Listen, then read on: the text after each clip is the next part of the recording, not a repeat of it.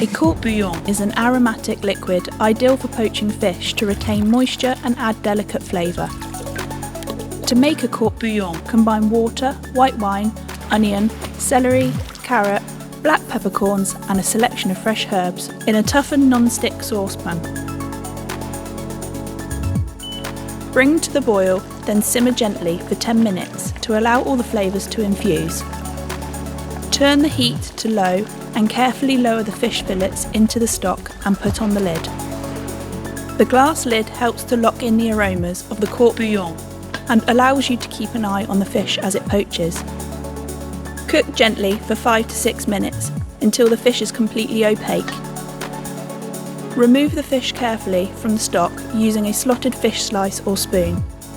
It is fine to use metal utensils with toughened non-stick, as it is tough and durable. Serve the perfectly poached fish with a fresh green salad.